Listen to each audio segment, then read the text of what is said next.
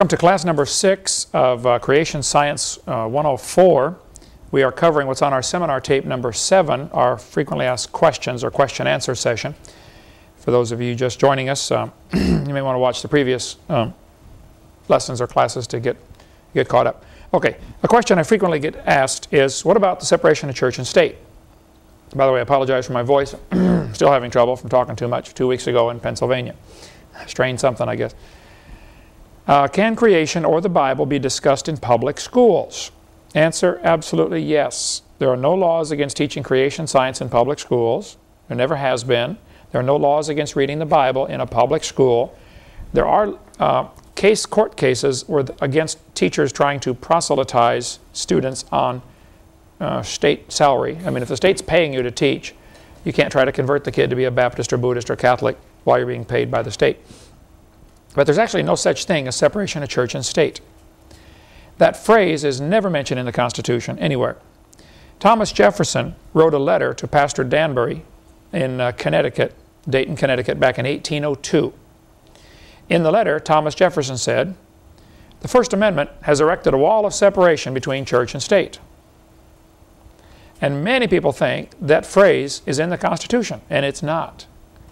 The Constitution simply says the government can make no laws regarding an established religion or establishing a religion. The government has hands off when it comes to religion, which is why the government has no authority to tax churches. They have no authority to require them to get building permits. They simply have no authority over the church, period. It's a separate sovereign, a different entity. However, most churches have fallen into the trap of becoming 501c3 corporations. And now the government does have the authority to tell them what to do, because the government establishes corporations. They allow them to exist. But a true church that is not incorporated or gets unincorporated, the government simply has no authority over them. 150 years ago, 200 years ago, congressmen and senators and representatives were scared stiff of preachers, because the preacher would get up in the pulpit and say, "Oh, Senator Jones did blah, blah, blah," and he'd just call his name and spill the beans on them. Well, churches were very involved in politics. Matter of fact, if it hadn't been for the churches, we never would have won the Revolutionary War. During the Revolution, King George's soldiers, in many instances, deliberately targeted churches to burn down, to try to arrest pastors, because they were the rabble-rousers. The book In Caesar's Grip, which we have in our bookstore over there, would be an awesome one to read if you want more on that. Jeff, have you got into that one yet? In Caesar's? Oh, you're going to love that one, by Peter Kershaw. It's an excellent book on that topic. Anyway, there's no such thing as separation of church and state. What it's supposed to be, the church, by the way, when Congress voted in the First Amendment, where they said Congress shall make no law establishing a religion, the same day they voted to give $100 or $500 or something to a Catholic missionary to help the Indians in St. Louis. Wallbuilders.com website is by David Barton. He speaks all over the world on the topic of what our founding fathers' philosophy was. And he said, the wall is a one-dimensional wall. It keeps the government from running the church, but it makes sure Christian principles will always stay in government. And we covered lots more on that earlier. So there's no such thing as separation of church and state. How can we see stars billions of light years away? I frequently get asked this question, matter of fact, every week. The atheists and scoffers, I do a debate this Monday night in California. I'll be doing a debate, and I'm sure it'll come up again, If the earth is only 6,000 years old, like the Bible teaches, the whole universe is only 6,000 years old, how do we see stars billions of light years away? Well, there's no question there's an awful lot of stars out there. The Bible says in Nehemiah chapter 9, "Thou, even thou, art Lord alone. Thou hast made the heaven of heavens, with all their host, the earth, and all things that are therein, the seas and all that is therein, and thou preservest them all, and the host of heaven worshipeth thee." There's no question the Bible teaches God made the stars, and there are a lot of them. But if stars evolve, like they tell us in school, star births should equal star deaths. Just logical. If the birth rate is less than the death rate in a population, what is going to eventually happen? Extinction. They're all going to be gone, right? If the birth rate is greater than the death rate, like it is right now, then the population grows. Well, Nova and supernova. A supernova is just a bigger nova. Supernova. Okay. Nova is when a star explodes, just blows up. And you can study for years about why stars blow up and the theories at least behind what causes novas and supernovas.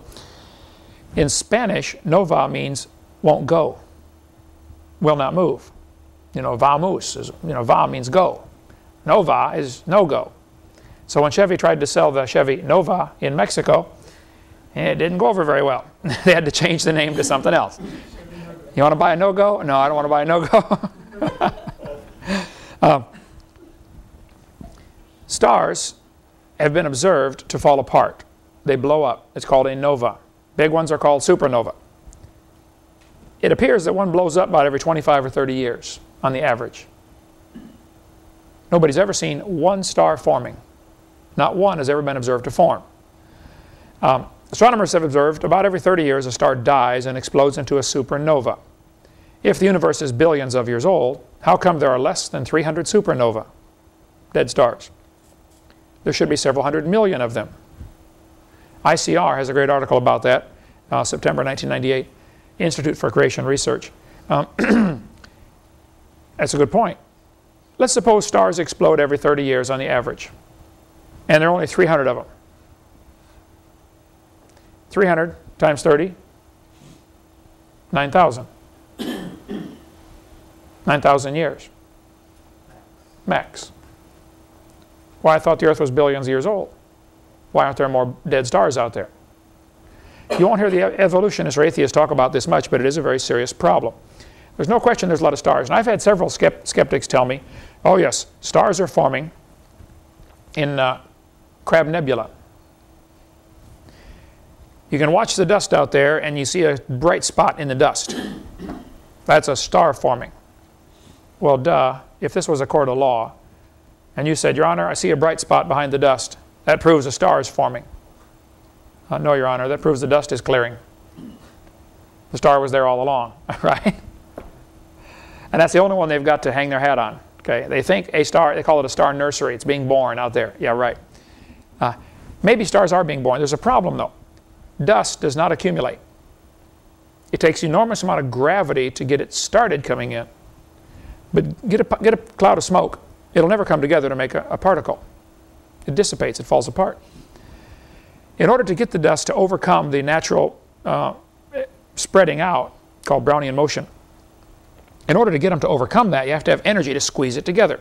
So you get all this energy to squeeze it together. Now you get a mass that has gravity, which starts attracting other things. But the energy required to squeeze it together is incredible. Actually, they say it would take the energy from 20 exploding stars to produce enough energy to make a brand new one.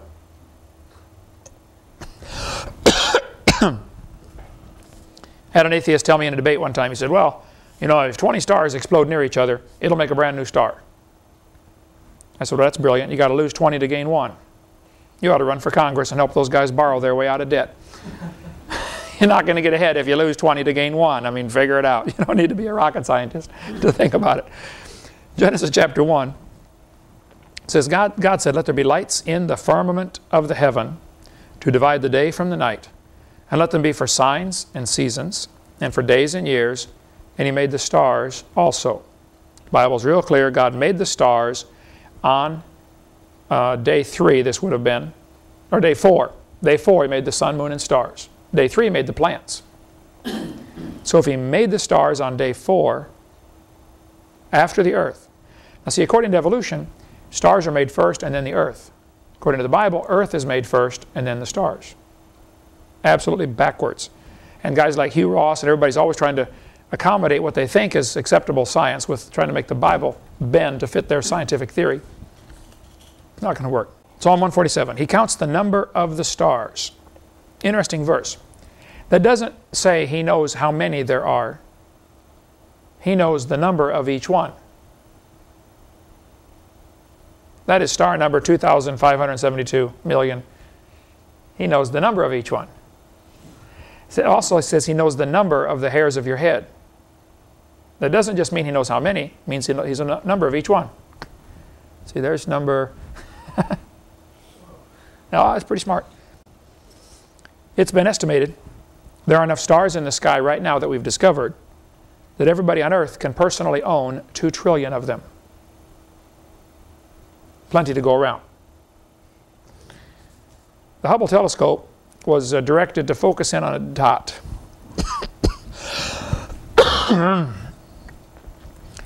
They thought they found a black spot in space, no stars, right above the Big Dipper. It's about the size of a grain of rice held at arm's length, a grain of sand held at arm's length. Pretty tiny spot. The Hubble, because of the way it was positioned going around the Earth, it was able, even though it's going around the Earth, it was able at all times to focus on that spot continuously. You know, we can only see the stars a couple hours a night, then they're gone in the daylight. The Hubble was going around in such a position it could focus on that spot continually. After 10 days, they discovered there are more stars in that spot than they could count. These are the ones they didn't know about before, plus the ones they already know about. Right. They say there are billions, if not trillions, of galaxies, and each galaxy contains trillions of stars. And each star contains how many atoms? Bunch, right? Stephen Hawking, who hates creationists, said, "Stars are so far away that they appear to us to be just pinpoints of light. We cannot see their size or shape. So how can we tell different types of stars apart? For the vast majority of stars, there's only one characteristic feature we can observe: the color of their light."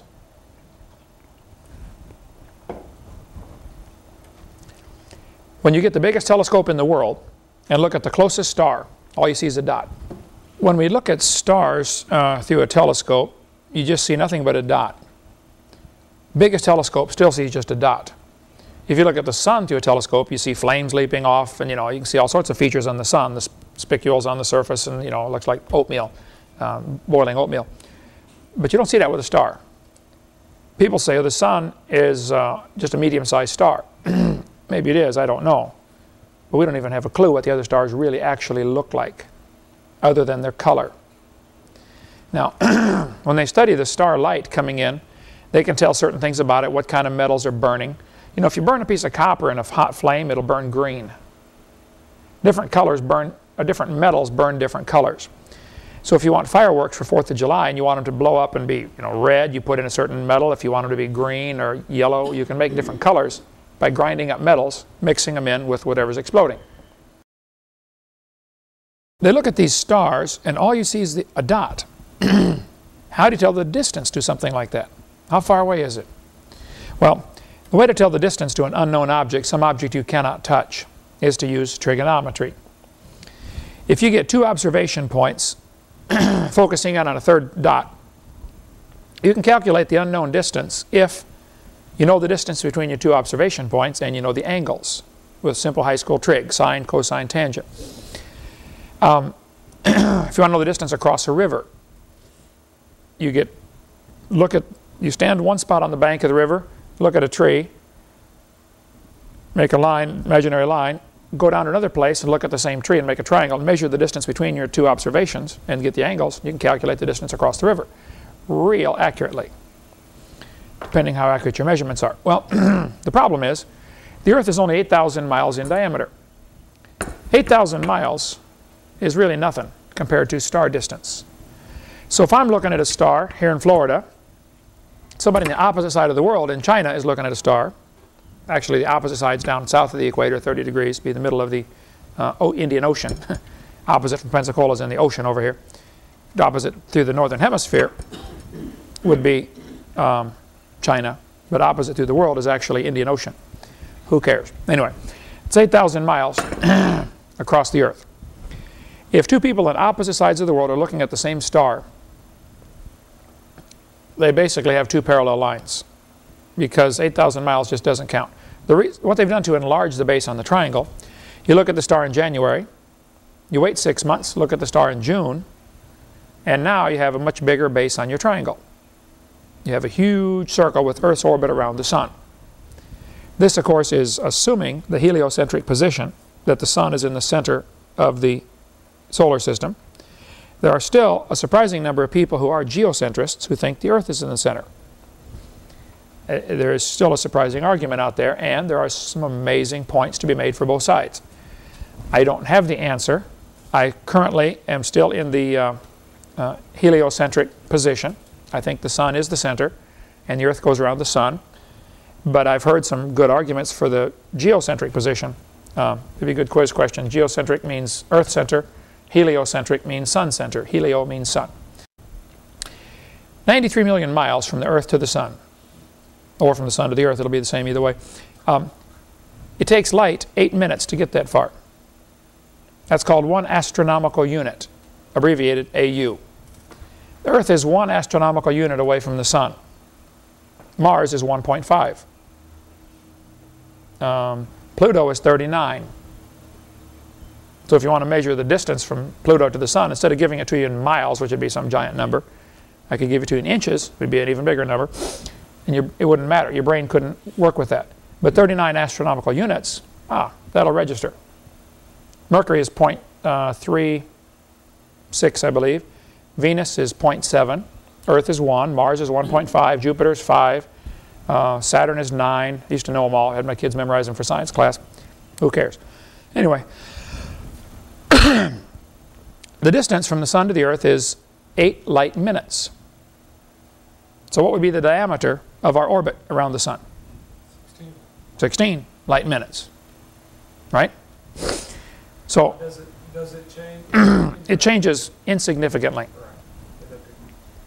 And the diameter of the sun, even though the sun is massive, 880,000 miles, doesn't even count. It takes about 4 seconds for light to go from one side of the sun to the other at the speed of light. So that 4 seconds, the diameter of the sun would be insignificant compared to the 8 minutes, roughly 8 minutes for the light to get here. So if the sun blew up, disappeared.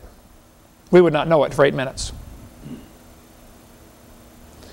Another phenomena, as the sun is going down, the Earth's atmosphere acts like a lens and bends the light. We can actually see the sun after it's gone. Technically, it's already below the horizon, but you can still see it because it's being bent by the atmosphere. Plus, you have the 8 minutes that it took the light to get here. So the sun's long gone by the time you see it actually disappear. In reality, probably been gone for 15 minutes. I don't know what it is, but it's some number like that. And who cares? Okay. A year, yes, sir. Is that true in the morning then also, that you would see the light before it actually yes. rises above the horizon? Right. Well, but then it would probably cancel each other out. Let's assume the bending of the atmosphere gives you 8 minutes advance, but it took 8 minutes to get here. Right. So those would cancel each other out, but at night they would add to each other. I was going back before the flood with the firmament of ice over the earth would cause a greater refraction and lengthen the day. The firmament actually the firmament of ice, if it was ice, would not only lengthen the day for that reason. Carl Ball's got a good book called The Panorama of Creation. He says the firmament would be fiber optic, where if a canopy of ice surrounded the earth, you shine the light on this side, the other side glows like a nightlight. So you cannot ever have total darkness. Solid, or even as a liquid or a vapor, it would do that? As a solid. As a solid. Ice as a solid would be fiber optic. He's got a whole list of things that super cold ice at say 400 below zero would do. He says it becomes fiber optic. I can't verify that. I can't prove it or disprove it. He says it becomes what's he call it? A photo amplifier. You can actually see more clearly. They can see the stars better than we can. It's like having a built-in telescope all the time over you. And he said it would actually resonate when the radio waves, stars produce radio waves. When they hit the ice canopy, it would cause it to vibrate, which changes then a radio wave to a sound wave, and you would hear the songs of the stars, the music of the stars. The Bible talks about that. The morning stars sang together. What's that talking about? Well, it sure preaches good. I can't prove any of it. Okay. Or is it angels? Or is it angels, morning stars, sang together? Yeah, good point. The angels are often called the sons of God. Yeah, I don't know. I better think on that one before I make any comments. But the canopy then would act as not only to compress the air, making it less distortion, You know, as air gets hot, it expands. If you look down the highway on a hot day, you see little lines coming off. Okay, that's the air expanding, and it's distorting the light going through it. If the air today is about 100 to 200 miles thick, if you squeezed it down to 20 miles, still wouldn't matter as far as birds fly. They never fly up 20 miles anyway, you know. Very few get up 5 miles. That's Mount Everest. But squeezing it down to 20 miles wouldn't affect anything except increasing air pressure and increasing clarity, being able to see more clearly, less distortion. Okay, a year, if you calculate it out, 365.2422 days in a year.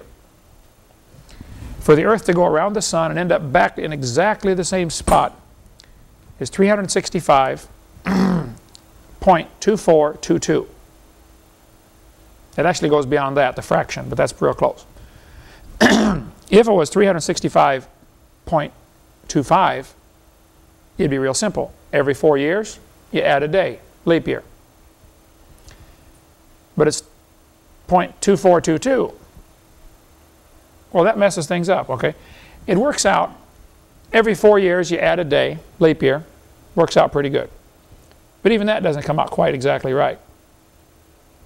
So, every 100 years, like the year 2000, if it normally would be a leap year, which 2000 would have been, but it's also divisible by 100, then you don't add a day.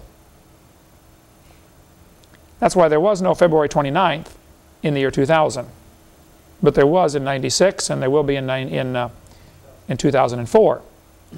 Now Eddie over here, whose birthday is on February 29th, only has a birthday every 4 years, and he didn't get to have one. So he's still only 12.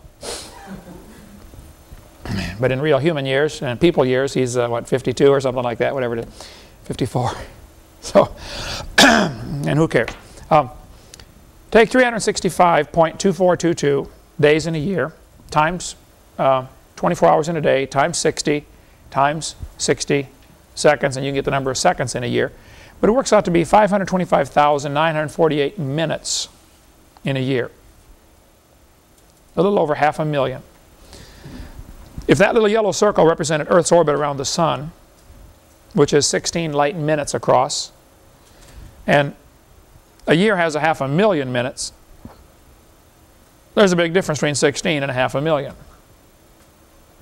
And if you were measuring this as a trigonometry triangle, you'd really create a problem here. Put two surveyors up on the roof of this building, 16 inches apart, with their telescopes, transits. Have them focus in on a dot 525,000 inches away. That's 8¼ miles. Would you agree that forms a pretty skinny triangle? Right? Now keep in mind, this illustration is to show you what 1 light year looks like using Earth's orbit around the Sun. Not the diameter of the Earth. Earth's orbit. Huge circle is nothing compared to 1 light year. See, a light year is a distance. It's not a time. And that confuses a lot of folks. A light year is not a time. It's a distance. How far does light travel in a year? About 6 trillion miles, roughly. Well, suppose it was traveling 6 trillion miles an hour. Then it goes a light year in 1 hour. Right? If I said it's 8 Hovind minutes from here to the store, that's how fast I can run. Okay, I can run there in 8 minutes.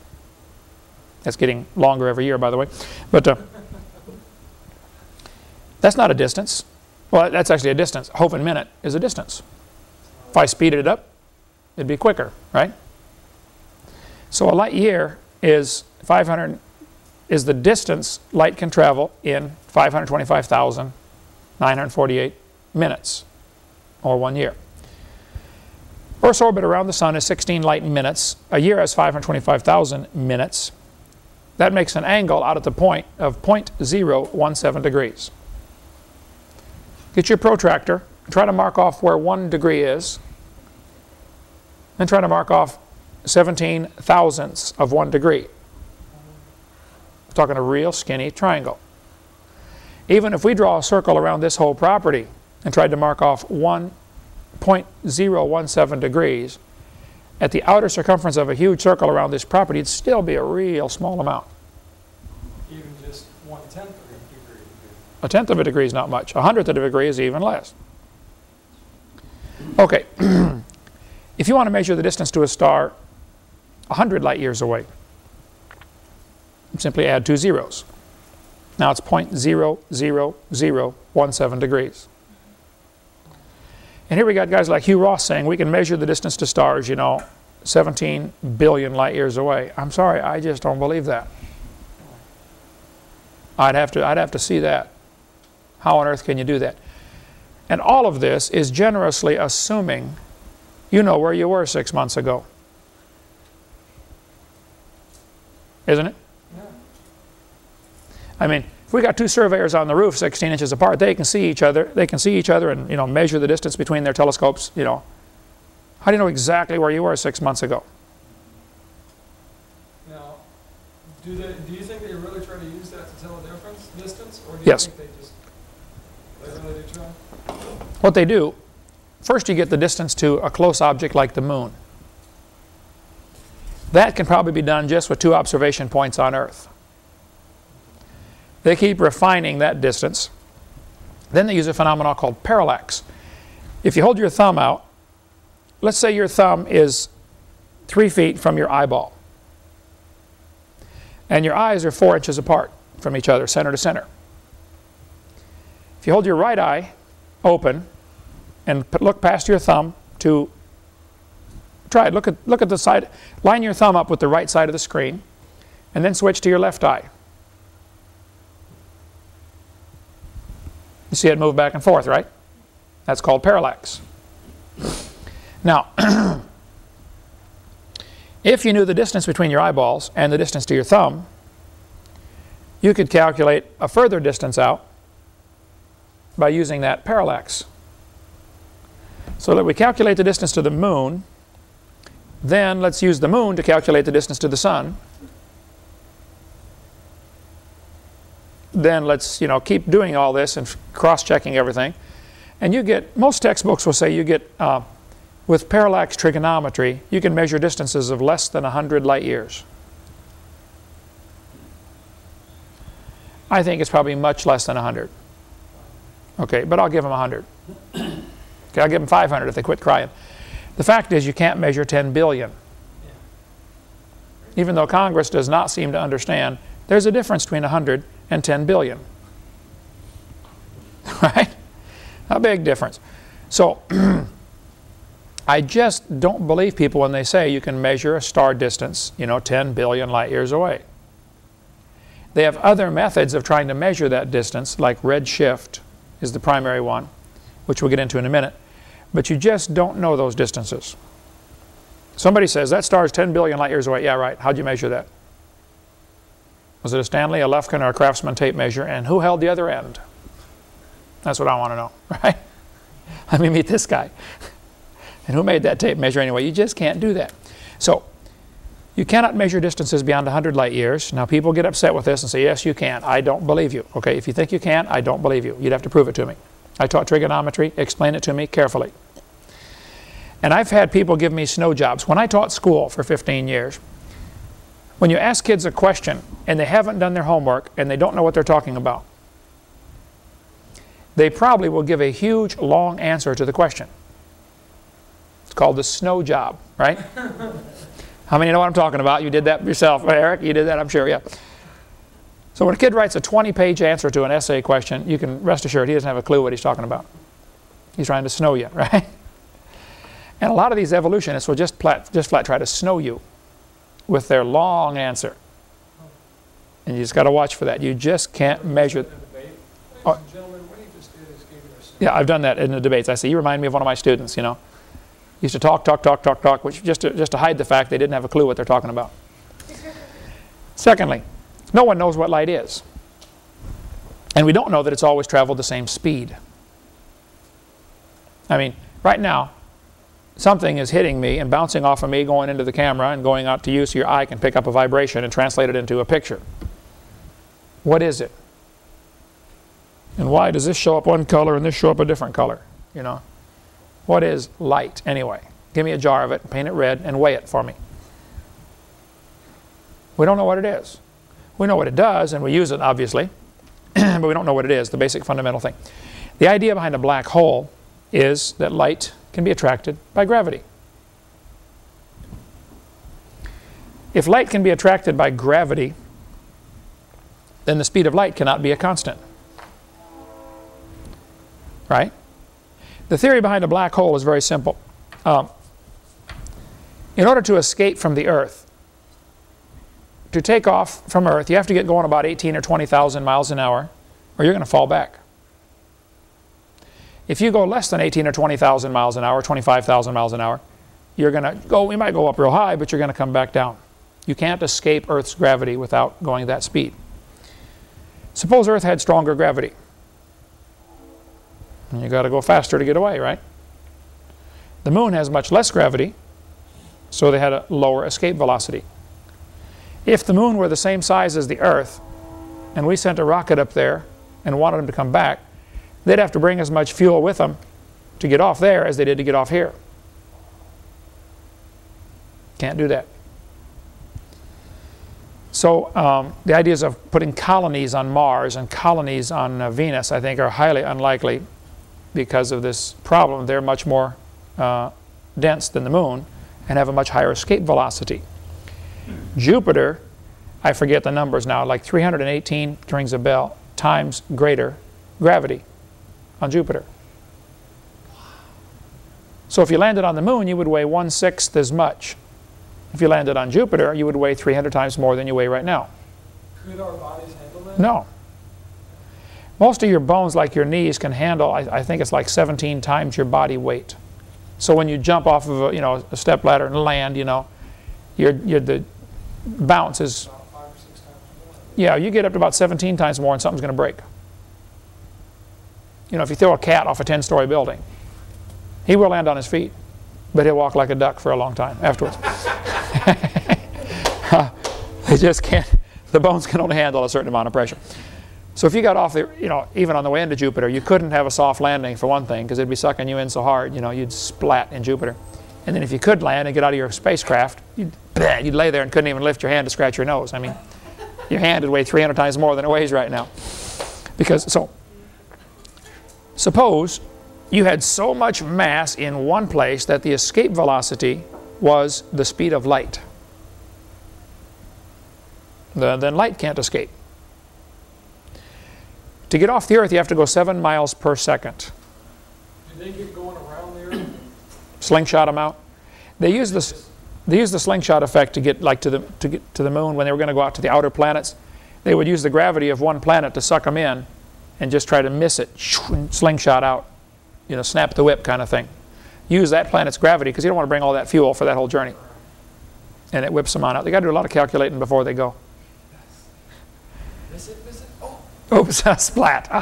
I'll get another rocket ready, fellas. So yeah, is that a 3 or a 4? So the theory behind black holes is that if you get enough mass in one spot, light can't escape. Problem is then you can't see it. Yeah. So how do you know there's a black hole there? Oh, because it's dark. Oh, I see. That proves it. Duh, that doesn't prove a thing, okay? There might be black holes. I don't know. Nobody knows. It's a theory, a very reasonable theory. They could exist, but it is... It's suck all matter in eventually? Within a certain distance. It'd be like a vacuum cleaner. It's much stronger as you get close to the hole, but further away you have less suction. It wouldn't have any effect. Right. So the speed of light may or may not be a constant. Let's take a little break. After the break, we'll finish talking about the speed of light and starlight and get into Cepheid variables and redshift right after the break. All right, so black holes are theoretical, probably real, don't know, nobody knows. How could you prove one existed? I think there's light getting sucked in over there. Okay, maybe so. Maybe there's a cloud coming across your little telescope, Flock of birds, maybe. Like one guy had said he saw planets around a star. See, nobody's ever proven the existence of planets around a star, another star besides the sun. Okay, and every night he took thousands of pictures, you know, and he would see the star appeared to move back and forth a little bit. And he said, "Oh, see, that's the planet going around, and it's causing the star to be, the gravity's pulling the star off course." Found out he had a wobble in his telescope base.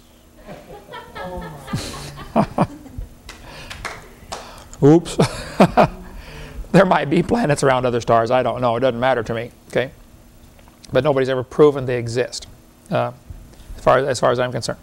Okay, in February of 1999, Houston Chronicle ran an article, page 10A, about a Danish physicist named Dr. Howe, working at Harvard, was able to slow light down by cooling it. They cooled it to 50 billionths of a degree above absolute zero. Can I really measure that exactly? I don't know. Pretty chilly. Don't lick it. Isn't that temperature out in the universe, I mean out in space? Out in space is real close to that. It's about 3 degrees above that is what they think, negative 456. This is Fahrenheit. If you do it in Kelvin, it'd be 0. If you do it in centigrade, it's negative 273. But they slowed light down. When they got it that cold, light slowed down to 38 miles an hour. Then in February, a couple of months later, February 2000, a year later, they slowed it down to 1 mile an hour. Then in January of 2001, they stopped it. NewYorkTimes.com had an article, researchers say they have slowed light down to a dead stop. What's it look like when it's not? I don't know. They stored it and then released it as if it were an ordinary material particle. The achievement is a landmark feat that by reining in nature's swiftest and most ethereal form of energy for the first time could help realize what are now theoretical concepts for vastly increasing the speed of computers. Right now, the speed of computers, of course, is dependent on the speed of light. If the electricity can only go through there at 186,000 miles a second, what if it went through instantly? Your gigahertz would be out.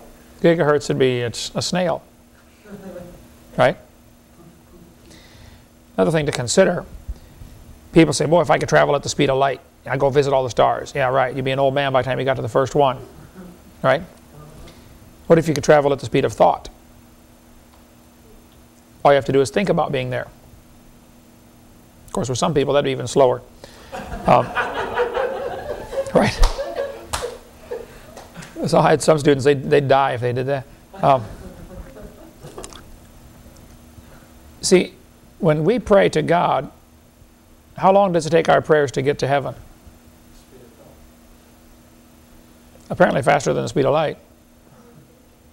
And when God answers our prayers, or when angels go back and forth, or in the book of Daniel, when the angel was coming down to answer Daniel's prayer, he said, as soon as you started praying, God sent me.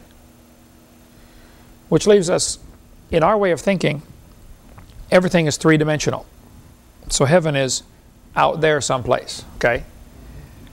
What if heaven is in a different dimension and it's right next to us, a half a second in the future?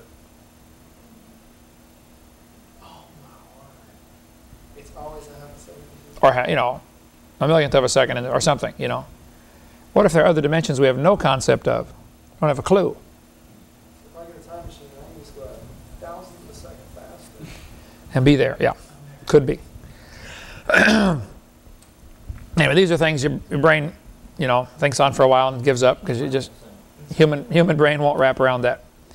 2 independent teams of physicists have achieved the result. One led by the same Dr. Howe of Harvard and Roland Institute for Science in Cambridge, Massachusetts. The other by Dr. Ronald Walsworth and a couple other guys whose names I cannot pronounce. Anyway, that Smithsonian and Harvard Smithsonian Center for Astrophysics in Cambridge. So these guys were slowing light down by cooling it and got down to actually stopping light altogether. In June of 2000, the Sunday Times in the United Kingdom announced, scientists claim they have broken the ultimate speed barrier, the speed of light. In research carried out in the United States, particle physicists have shown that light pulses can be accelerated up to 300 times their normal velocity. Dr.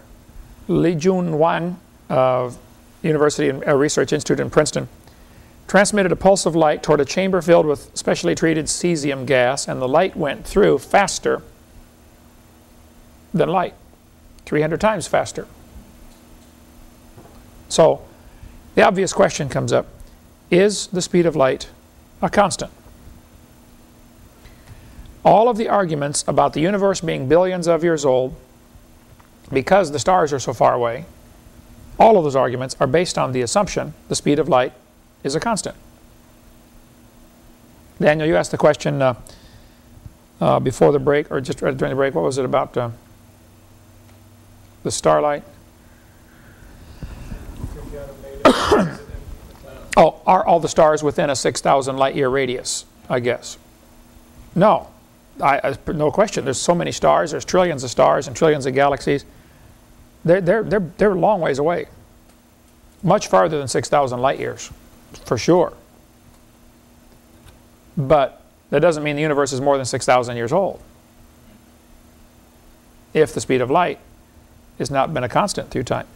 Matter of fact, Barry Setterfield has an article here in Atomic Constants, Light and Time magazine. During the last 300 years, he said, at least 164 separate measurements of the speed of light have been published. 16 different measurement techniques were used.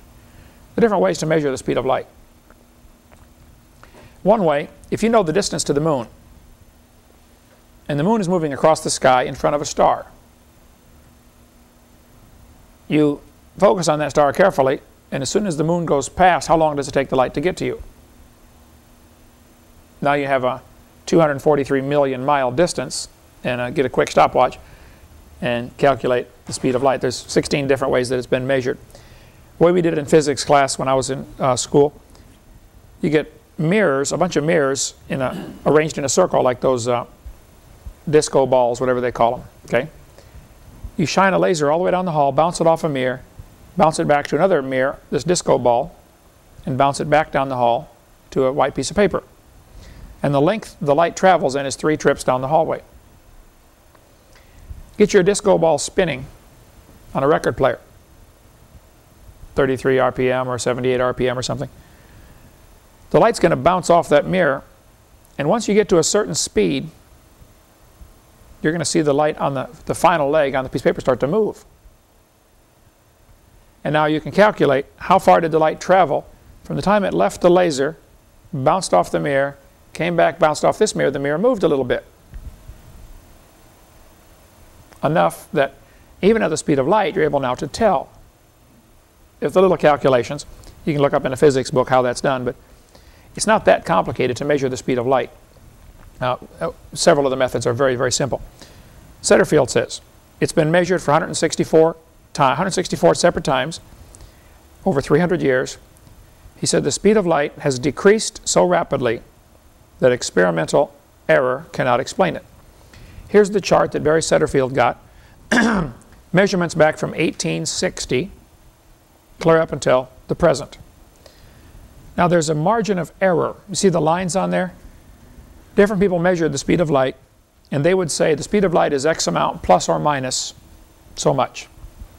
What he has graphed here is his the average of the light speeds that have been measured over the last 300 years, or since 1860, over the last 140 years. He said the speed of light decreased until about 1960. And the speed of light today, if you measure it, you always get the same, 186,000 miles per second. So why did it level out in 1960? Well, probably because that's when they invented the atomic clock. And I'll explain why. Everybody else is getting a greater number for the speed of light. Not much greater, a little bit, okay? You won't notice a difference when you shut the lights off to get to bed, okay? It's still real quick. But if the speed of light is decreasing until 1960, what made it level out? Let's assume that it has decreased. This article says, no physical law prevents anything from exceeding the speed of light. In 2 published experiments, the speed of light was apparently exceeded by as much as a factor of 100. This is clear back in 1988. They were getting measurements 100 times faster than the speed of light. So you can't say the speed of light has always been a constant. The atomic clock measures time based on the wavelength of a cesium atom. Let's see, the paragraph where it starts off, as a result, they defined the second of atomic time as the length of time required for 192,631,770 cycles of a cesium atom at 0 magnetic field. You're measuring the wavelength of a cesium atom and determining, okay, this is 1 second. Well, duh, if you're measuring time, if you're measuring light with light, you're not going to notice any decrease because your clock is decreasing at the same rate, right? So you have a rubber ruler. If our clock is decreasing, does that mean time itself to us is decreasing? Or just, is it so insignificant we're not going to notice it in our lifetime? We won't notice it in our lifetime or in a bunch of people's lifetimes. The article that Walt Brown has in his book is really good about atomic clocks. He said atomic clocks are very precise, but that does not mean they're accurate. He goes to great detail the difference between precision and accuracy. Read that when you get time. Dr. Troitsky said the speed of light was 10 billion times faster at time 0. Now, what does he mean by that? Well, according to the Big Bang theory, the Big Bang took place, everything took off faster than the speed of light. Otherwise, it wouldn't be here yet. So things were going faster than the speed of light initially. They have to believe that in order to get the universe to put together. See, and Hugh Ross has swallowed all of this and doesn't see the problem. Everything is based on the assumption that the speed of light has always been the same. Dr. Joao Magueggio, whoever he is, said, a shocking possibility is that the speed of light might change in time during the life of the universe.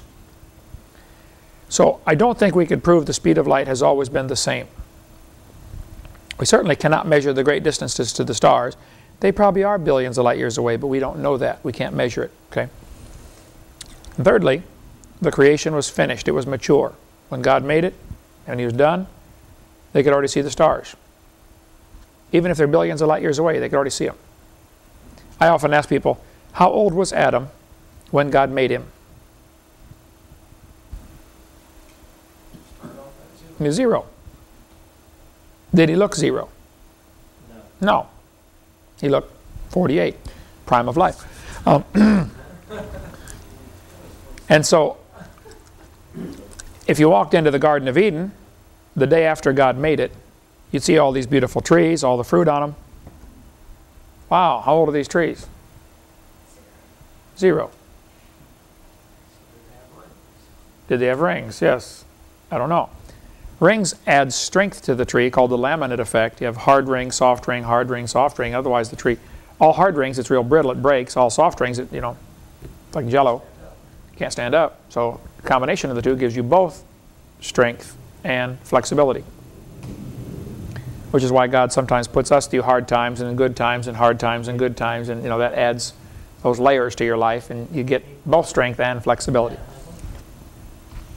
So God did not make 2 babies and put them in the Garden of Eden and hand them a package of seeds and say, here, plant these quick, you're going to need supper. Which came first, the chicken or the egg? The chicken. Which came first, the tree or the plant? Or the tree or the seed? The tree, okay? God made a mature creation. So, things to consider. Last 2. the creation was finished when God made it, that would include starlight being already showing on the earth. And a light year is a distance, it is not a time. Many people have a hard time grasping that concept. Since the speed of light is not proven to be consistent, why would star distance have anything to do with the age of the universe? Just because a star is 10 billion light years away, so does that prove the universe is 10 billion years old? No. Probably is 10 billion light years away. Okay, another way they measure star distance is by using what's called the red shift, or measuring with a Cepheid variable. And we'll get into all that here. When light goes through a prism, it breaks it up into the colors: red, orange, yellow, green, blue, violet. Roy G. Biv, you learned that in school, right? How to memorize the colors. If starlight is traveling a great distance, or if the star is moving away from us, you should have what's called a red shift. Here's basically how it works. If a train is moving toward you, it compresses the sound waves and you hear a higher pitch. As it goes past you, the sound waves are stretched out or refracted and you get a lower pitch. So the train will go as it goes by. That's called the Doppler effect, named after some guy named Doppler who discovered this. You can get the same thing with a whistle on a string, swing it over your head. A person out in the audience will hear as it comes toward them a higher pitch and a lower pitch as it goes on this side. It'll be woo, woo, woo. That's how sirens will work. They'll use that Doppler effect on a siren. As it spins around, they get a different sound. A change in pitch. And if you want to really get fancy, you could probably get musical notes. The pitch would be just right by spinning it at a certain speed. Or you could play, you know, B flat and C sharp or something if you want. So the train is using sound waves, and we know the Doppler effect works with that. The assumption is maybe the Doppler effect works with light. So if a star is coming toward us, it'll compress the light waves. If it's going away from us, it'll stretch them out, causing a red shift. So they say if a star is moving away, the light should be shifted toward the red end of the spectrum. Sounds good, possibly true. Nobody knows for sure what's causing the red shift. Jeffrey Burbridge and Adelaide Hewitt said in an article, A Catalogue of Quasars Near and Far, Sky and Telescope magazine, 94, they said there was an early sign that red shifts reliably indicate the distance. Keep that in mind.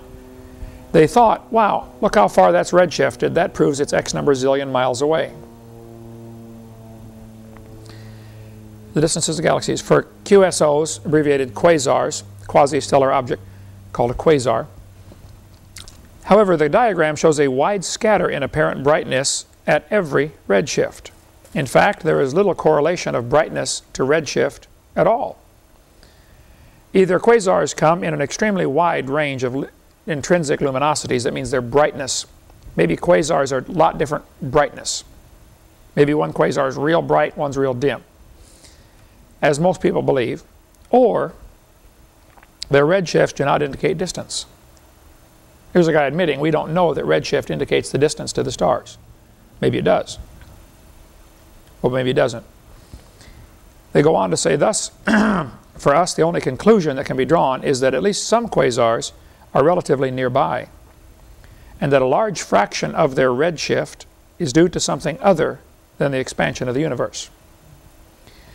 When the redshift was discovered, they look at stars and see the red is shifted over. They say, wow, that star's moving away. Maybe so. We don't know. See one over here. Whew, that's moving away. Wow. If everywhere you look, the stars are moving away, you come to the conclusion, well, that means they must have all been together. And there was a big bang. Because after all, they're all moving away. Well, don't you see what an assumption you have here? First, you're assuming the redshift means they're moving away, which we don't know. Are there other things that might cause this?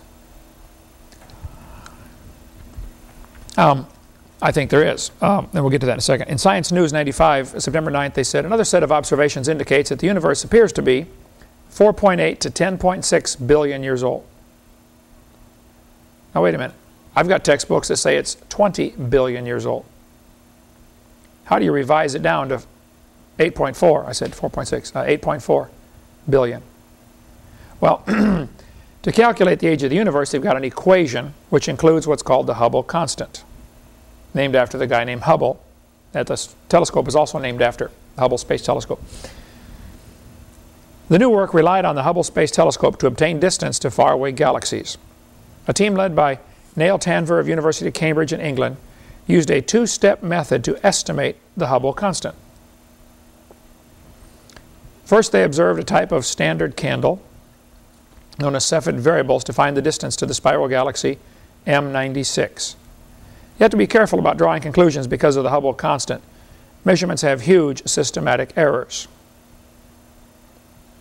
Suppose I was going to calculate the population of the Earth in 100 years. And I say, well, the population grows by 8% every year, and I do that times for 100 years. Isn't my answer I come up with dependent on the numbers I put into that equation? That 8% determines everything about the outcome of the answer, doesn't it? Suppose I found out, oops, it's really only 2%. Greatly modifies your number. What if, oops, it's only 0.5%? The Hubble constant is one of the multipliers in the equation. It is not really a constant. It's not a constant. All you got to do is change that number a little bit, and all of a sudden the universe is no longer 20 billion years old, now it's only 8.4. Hubble constant is a far cry from a constant. Even the nearest Cepheids are so remote, it's difficult to determine their absolute distance with any great accuracy, this guy says. All large distances in astronomical literature are subject to an error of perhaps 10% from this cause alone. 10% error is a pretty big amount. We know that faintness, now here's what they do. They look at a star and say, wow, that one's bright. Must be close. That one's dim. Must be far away. Error in logic right there. Called faintness. How bright is the star? The faintness arises from two causes. Distance and absorbing matter. There's a cloud in the way. Something's absorbing the light. I could shine a bright spotlight through something that would make it look very dim to you, and it'll only be 5 feet away. And you would say, wow, it's pretty dim, must be millions of miles away. No, there's something absorbing the light in between. He said it's not generally possible to apportion the accuracy accurately between the two. The Bible says God stretched out the heavens. He stretches them out. Several different references in the Bible talk about God stretching out the heavens. Maybe that is what is causing the red shift, the stretching of the heavens. So let's close here. What's causing the red shift? Nobody knows. A couple of theories. One is the heavens are stretched out. If God created everything from here and stretched it out, the star is moving, and we would see a red shift in the light. Not because it's billions of years old, but because God stretched it out. Okay? It could be the light's getting tired. Everything else gets tired when it travels a long ways. I do. Right? Maybe the light is getting tired while you get a red shift. Maybe it's just the effects of traveling great distance. Maybe it's the Doppler effect. Maybe the star is moving away. It's a very reasonable possibility, but not the only possibility. Maybe light is being slowed down or speeded up by gravity. If black holes are real, suppose a star is sending its light to the Earth and it's going near a black hole but not going to hit it. It'll be slingshotted right by. It'll be speeded up on the way in, then sent onto the Earth. So you can't say, we know the universe is billions of years old because the star is a billion light years away. You just can't do that. You have too many assumptions built into your equation. When you get into the stars, you know, do they tell a story? Is there a gospel message in the stars? Hank Hanegraaff has blasted me 3 times on his radio program without ever giving me a chance to respond. The Bible Answer Man. He says, Hovind believes in the gospel in the stars. I don't know if I believe in it or not. Okay, it's just an interesting theory, and I think it's worth study. D. James Kennedy has a great book out called The Real Meaning of the Zodiac. He says there are 88 constellations, and several of them mentioned in the Bible. In Job 38 talks about Pleiades and Orion. Job 38:32 talks about Mazzaroth and Arcturus. These are constellations in the sky. Now when I look up at the sky, I see a bunch of stars. I don't see a bear. I don't see a lion. I don't see Draco the dragon. It looks to me like a bunch of stars. Anybody else see the same thing when you look up there? Okay. But apparently, in the old days, they sat around watching the sheep and didn't have that much else to do and said, you know, that looks kind of like a bear up there, you know. There's his tail. You see his, oh yeah, I see his tail. Okay, see, that's a bear. Who made this up? Nobody knows. Several theories are. One is it's purely heathen and nothing to it. Another theory is that God told Adam the whole gospel story and put it in the stars. Virgo the virgin is going to bring forth a son. Later we have Libra, the balances. He's going to be the judge. You know, the zodiac symbols. Then Gemini, twins, Cancer. You go through the whole zodiac thing. Now, of course, today, that's all perverted into the horoscope, which is a bunch of baloney. One time, I think it was the New York Times or somebody forgot to print the horoscope in their newspaper, major newspaper in New York. Every morning, the horoscope's in there, you know, tells you what kind of good day you're going to have, like a Chinese fortune cookie. All right? 1 million people refused to go to work because they couldn't read the horoscope to find out if they're going to have a good day or not. We got a word for that down here in Florida. It's called stupid. Okay? Those New Yorkers that didn't go to work need some help. The stars do not have any influence over what's going on. Except if you lay out too late watching them, you won't be able to get up in the morning and go to work because you didn't get enough sleep. So these are these constellations. The 12 zodiac symbols has other minor constellations associated with it. There's 88 total. And D. James Kennedy's book and many other books have been written claiming that this is actually telling us a story. The gospel story. That could be, I don't know. I think if you want to study it, great, enjoy yourself. But Hank, don't accuse me of teaching that dogmatically because I don't. Okay, I don't know the truth on that, and I'd like to get on and defend myself on your program sometime if you want to be fair about it. Virgo the Virgin is one of the star clusters. Leo the Lion is another one. Some people have said the Sphinx might be put there, might have been put there to tell us how to read the zodiac symbols. You start with Virgo the Virgin, the face of a woman, and it's got the body of a lion on the Sphinx by the Great Pyramid. Interesting study. Okay, next week, take up some more questions, then we'll hopefully get into,